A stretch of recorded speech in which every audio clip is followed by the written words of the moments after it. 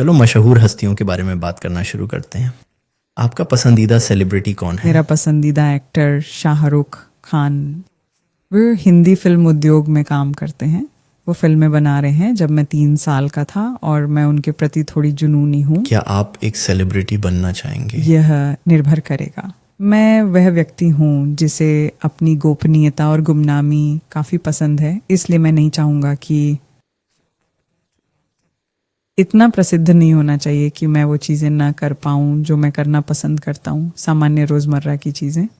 लेकिन मैं अपने क्षेत्र में इतना अच्छा बनना चाहूँगा कि अपनी एक पहचान बना सकूं। क्या ऐसे कोई सेलिब्रिटी हैं जिन्हें आप पसंद नहीं करते? काफ़ी हैं। क्या मैं डोनाल्ड ट्रंप का नाम ले सकता हूँ?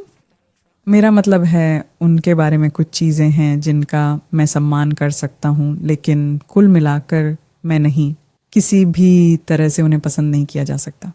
मुझे लगता है कि वे अमेरिकियों के लिए या सबसे ख़राब राष्ट्रपति के रूप में एक खराब प्रतिनिधित्व हैं। मैं सोचता हूँ अमेरिकी राष्ट्रपति। अब चलो फैशन के बारे में बात करते हैं। आपका पसंदीदा कपड़ा कौन सा है? जीन्स। मैं हल्के या मिड से हल्के वॉश डेनिम जीन्स पसंद करती हूँ।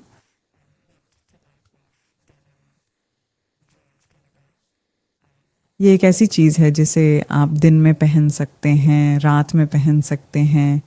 ये शिष्ट भी हो सकता है, साधारण भी हो सकता है। इसके बारे में सोचने की ज़रूरत नहीं, ये बस आसान है। क्या आपके देश में कोई पारंपरिक कपड़े हैं? हाँ, भारत तो है। जब मैं ये कहता हूँ तो शायद मैं पक्षपाती हूँ, लेकिन मुझे लगता है कि हमारे पास सबसे अच्छे पारंपरिक कपड़े हैं। मेरा पसंदीदा परिधान जो महिलाएं पहनती हैं वह एक वस्त्र है जिसे असादी कहा जाता है, जो मुझे लगता है कि 5 मीटर लंबा होता है। यह एक कपड़े का टुकड़ा होता है जिसे आप अपने चारों ओर लपेटते हैं और फिर अपने कंधे पर रखते हैं, और मुझे लगता है कि यह बहुत सुंदर, शालीन और क्लासी है।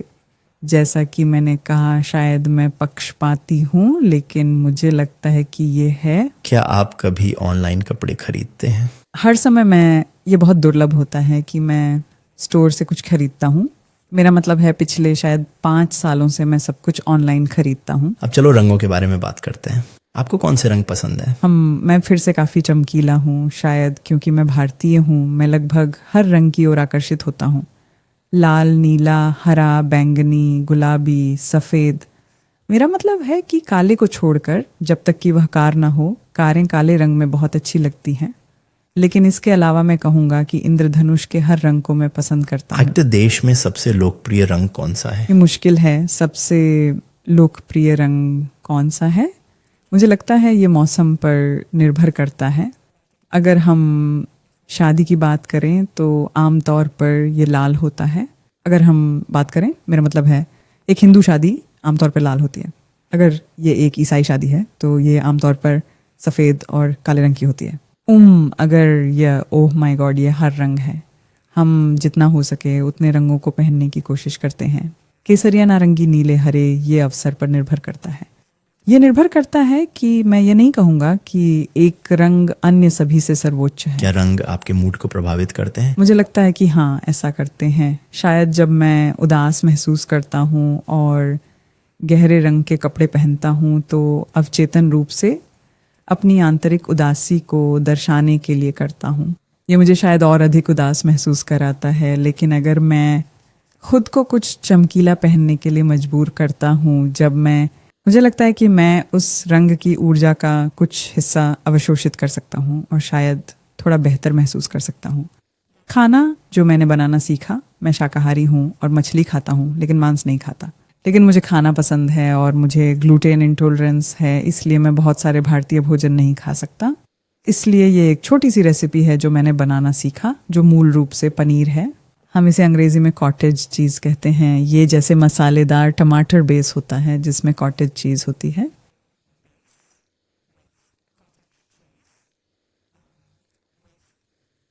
पराठा रोटी जो रागी के आटे से बनती है, जो ग्लूटेन फ्री होता है और कैल्शियम में बेहद समृद्ध होता है और मधुमेह वाले लोगों के लिए बहुत अच्छा होता है। हालांकि मुझे मधुमेह नहीं है, ये बहुत पौष्टिक है। मूल रूप से मिलाकर ये एक आदर्श भोजन है क्योंकि ये आपको भरा हुआ रखता है। मुझे स्वस्थ रहना पसंद है। मैं जितना हो सके स्वस्थ रहने की कोशिश करता हूँ, तो हाँ, ये शायद मेरी पसंद है। शाम का भोजन, क्योंकि मुझे इसके बारे में सोचना नहीं पड़ता, मेरे पास सभी सामग्री होती है, मुझे इसे कैसे बनाना है इस पर सोचना नहीं पड़ता, यह स्वाभाविक रूप से बनता है और यह स्वादिष्ट होता है। जो सबसे महत्वपूर्ण है, स्वाद पर कोई समझौता नहीं होता, क्योंकि मैं हर दिन सैल्मन और चावल नहीं खा सकता।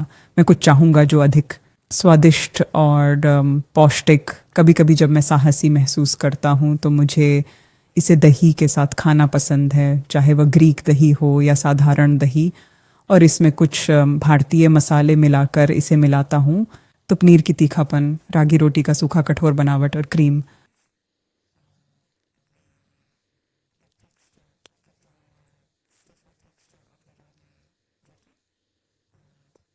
हमस और दही की ठंडक का मेल स्वर्ग में बना है। तो हमने एक पकवान के बारे में बात की जिसे आपको बनाना पसंद है।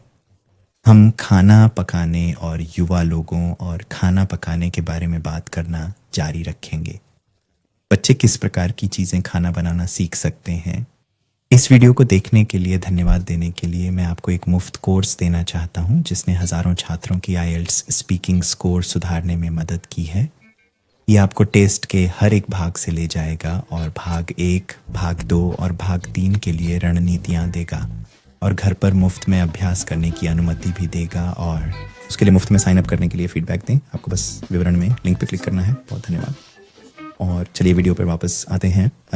मैं सोचने की कोशिश कर रहा हूँ कि क्या माता पिता के साथ वहाँ सुरक्षित स्पष्ट रूप से हम मान रहे हैं।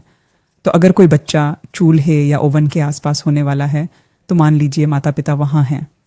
मुझे लगता है कि बेकिंग बहुत मज़ेदार है, खासकर छोटे चीज़ें जैसे कुकीज़ जिन्हें आप आकार दे सकते हैं। ये माता पिता और बच्चों के लिए एक साथ करने वाला मज़ेदार गतिविधि है। बेकिंग चूल्हे पर भी अच्छी होती है, लेकिन मुझे लगता है कि इसके लिए थोड़ी अधिक सटीकता की आवश्यकता होती है। इसलिए बच्चों को क्रिसमस कुकीज़ जैसी चीज़ें बनानी चाहिए शायद। क्या मैं सुनाई चिट्ठों के लिए खाना बनाना सीखना महत्वपूर्ण है? बिल्कुल, मेरे विचार में ये एक जीवित रहने की कला है। मुझे व्यक्तिगत रूप से लगता है कि आपको इसे ज़बरदस्ती किया गया काम नहीं मानना चाहिए, क्योंकि आपको इसे हमेशा करना पड़ेगा। आपको नहीं पता कि आप कहाँ होंगे या किस तरह की परिस्थिति होगी। भले ही आप अच्छे रसोइयों से घिरे हों और शायद आपको खुद खाना पकाने की ज़रूरत महसूस ना हो, यह हमेशा महत्वपूर्ण होता है। बच्चों को कम उम्र से ही खाना बनाना सिखाना चाहिए, क्योंकि ये आधारभूत है, ये जीविका के लिए आवश्यक है। अहमियत करना लिए एक शेफ़ के रूप में काम करने की। एक शानदार शेफ़ बनने के लिए किसी व्यक्ति को कौन कौन से कौशल की आवश्यकता होती है? हम दिलचस्प, मुझे लगता है, मेरा मतलब है जो मैंने सुना है, मैंने कभी शेफ़ के रूप में काम नहीं किया है या रसोई में काम नहीं किया है, लेकिन मुझे लगता है कि इसमें बहुत अधिक कोशिश और त्रुटि लगती है। तो इस कारण से मैं सोचता हूँ कि उस व्यक्ति को बहुत धैर्यवान होना पड़ेगा और उस धैर्य के साथ आपको उस खाने के प्रति एक जन्मजात जुनून होना चाहिए जिसे आप बना रहे हैं। मुझे लगता है कि शेफ़ आमतौर पर एक या अधिक व्यंजनों में विशेषज्ञ होते हैं। तो बस मसालों की पृष्ठभूमि, वे कहाँ से आते हैं, मांस वह कहाँ से आता है कि समझ होना। अगर आप उसके बारे में जुनूनी नहीं हैं, ये संभवतः आपको थका सकता है जब आप धैर्य, जुनून और अच्छे वातावरण की पहुंच तक सीखने में इतने लगे रहते हैं।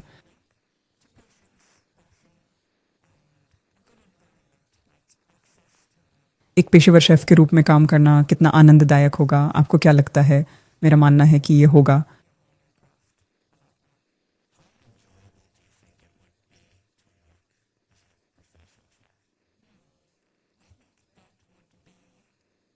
वो पूरी तरह उस वातावरण पर निर्भर करता है जिसमें आप हैं।